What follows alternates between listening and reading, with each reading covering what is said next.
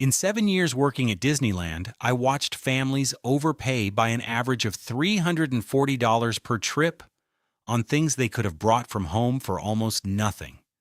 And the wild part is, it happens before lunch on day one. Most guests never even realize it. They just walk through that gate, and within a few hours, they've handed the resort money they never needed to spend. If you find this kind of thing useful, do me a quick favor and tap that like button and subscribe with the notification bell on, because I've got years of these stories, and I release them all here. Now I know what you might be thinking. You've probably been to Disneyland enough times that you think you've got it figured out. Maybe you've even worked a few tricks of your own. But here's the thing. I wasn't a guest trying to beat the system from the outside. I was the one standing behind the counter, watching the exact same patterns play out every single day for the better part of a decade. My name's Marcus Reed. I spent 7 years at the Disneyland Resort. I started in merchandise, moved into guest services, and spent my last few years working closely with the teams that handle complaints, refunds, and the little requests guests never think to make. And now that I don't have an employer to protect, I can tell you what current cast members can't. What I'm about to share with you aren't hacks or loopholes. They're just smart preparations that the people who have the best days already know about. We watched it happen from the inside. The guests who packed right glided through the day. The ones who didn't paid for it, literally, item by item, at marked up prices all day long. And I'll tell you what I learned in those 7 years. The families who had the best trips weren't the ones who spent the most money. They were the ones who showed up prepared and knew exactly what to bring. So in this video, I'm walking you through 10 things you should bring to Disneyland to stop overpaying. And a few of these will genuinely surprise you, even if you've been a dozen times. Let's start with the one that drains wallets faster than anything else. The first thing you need to bring is a refillable water bottle. I cannot stress this enough. A bottle of water inside the park runs you around $4 to $5. A family of 4 drinking 2 bottles each across a hot day, that's $32 to $40 gone on water. Here's what most guests don't know. Disneyland has free drinking water available all over the park. Any quick service restaurant, any counter that serves fountain drinks, is required to give you a cup of ice water for free if you ask. You don't have to buy anything. Walk up and say this exactly. Could I please get a cup of water? That's it. They'll hand it to you.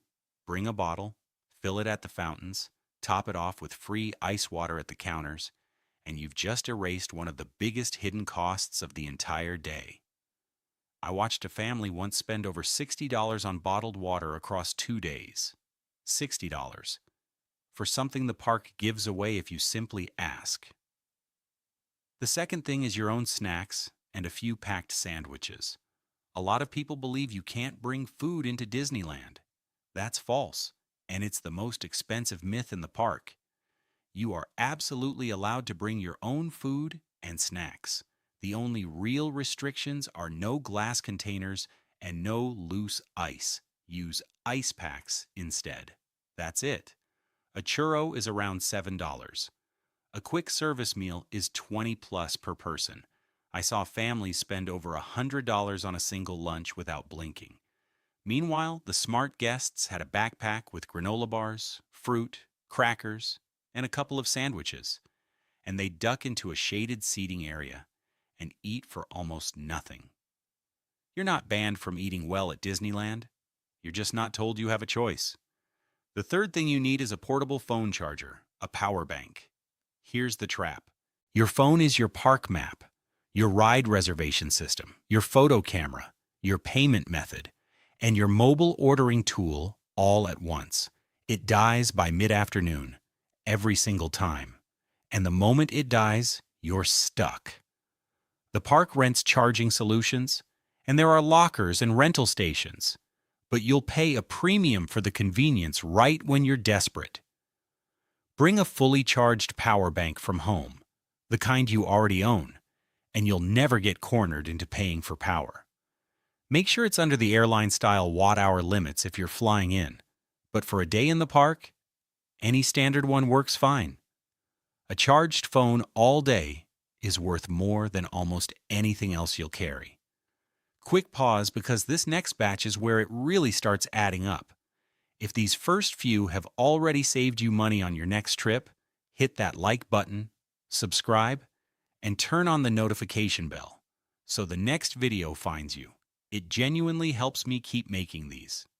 The fourth thing is sunscreen, and bring it from home. This one makes me wince every time. A small bottle of sunscreen inside the park can run you $20 or more because they know. They know you're standing in line under the California sun. You're burning, and you have no other option in that moment. That's exactly why it costs what it costs. A family that forgets sunscreen and buys it inside is paying a desperation tax. Throw a bottle in your bag before you leave. And here's a small insider note.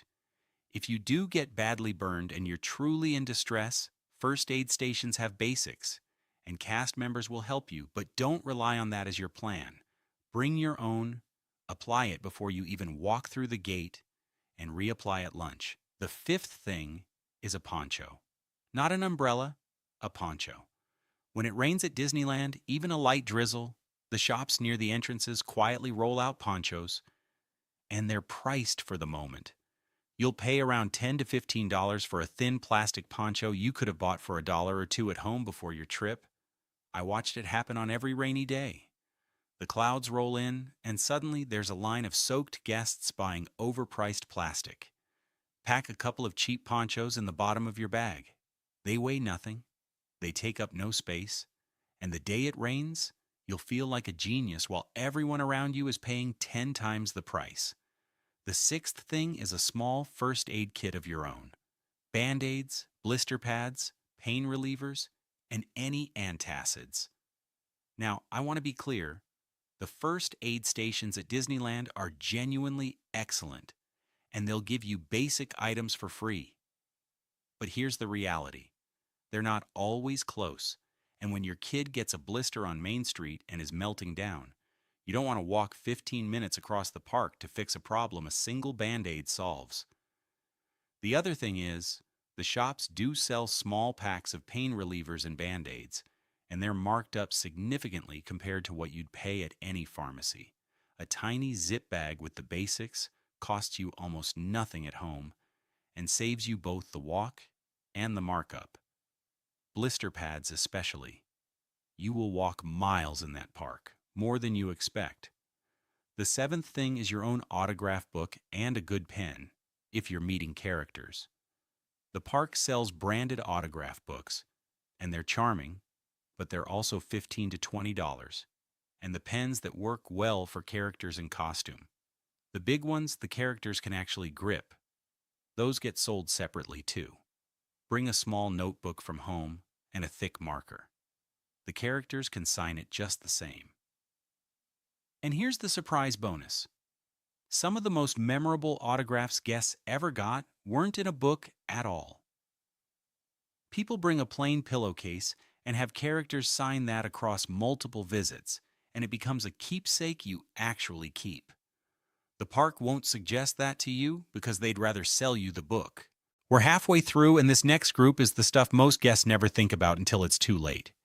Do me a favor and tap like, subscribe, and ring that notification bell, because the items coming up are the ones the experienced guests guard most carefully.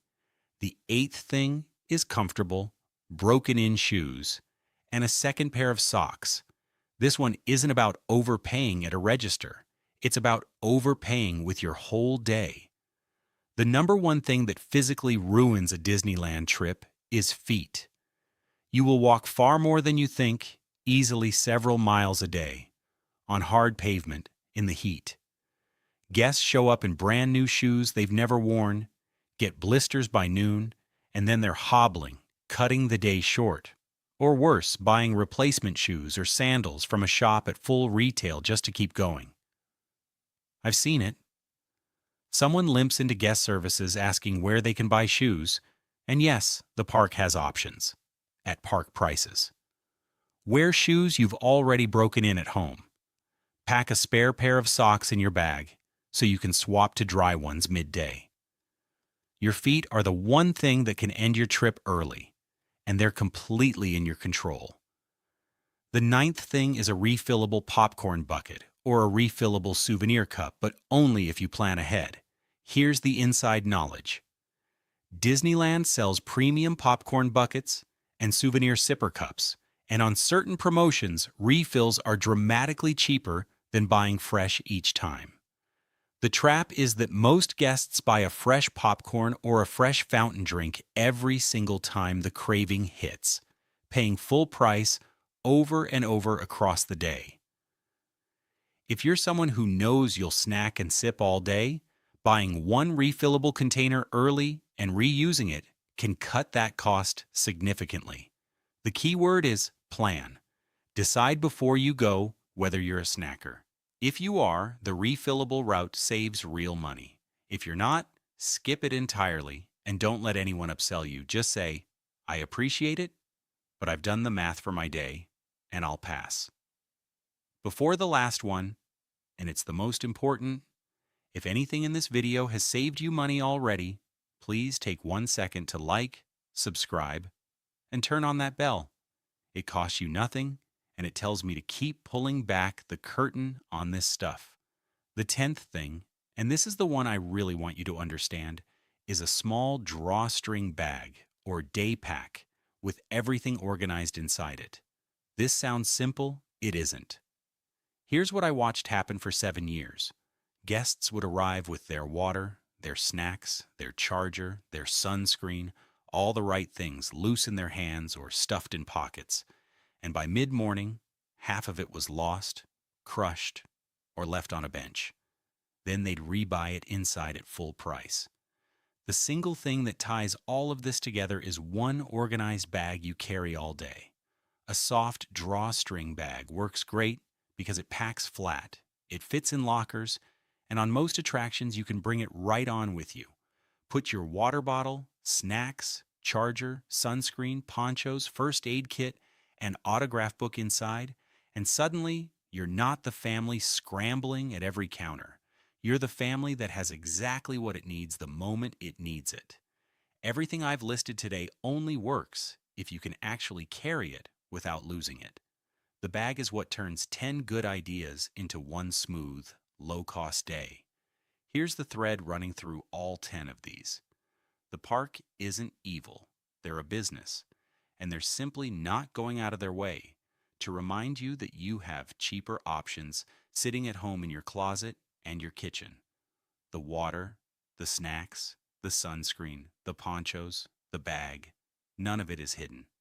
It's just never advertised, because every item you bring is an item you don't buy inside at 3 times the price. And that brings me back to what I told you at the start. In 7 years standing behind that counter, the families who had the best days were never the ones who spent the most money. They were the ones who walked in prepared. They were the ones who packed the bag the night before instead of paying the desperation tax all day long. They were the ones who knew that being ready isn't about being cheap. It's about spending your money on the magic, the rides, the memories, the things you actually came for, instead of on a $4 water bottle. So here's what you do before your next trip. Pack a refillable water bottle and fill it for free inside. Bring your own snacks and sunscreen, charge a power bank the night before, and put it all in one organized bag so nothing gets lost or rebought. You don't have to remember all 10. Pick the 3 or 4 that matter most for your trip and start there. Build the habit. Because once you walk into that park prepared, Disneyland stops feeling like a place that empties your wallet and starts feeling like a day you actually control.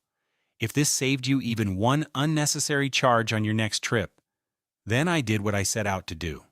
And listen, if you got value from this, the like, the subscribe, and that notification bell genuinely help me keep these coming. Next time, I'll walk you through the exact words to use at guest services to get perks and accommodations that current cast members aren't allowed to offer you. Until then, pack smart, and I'll see you at the gate.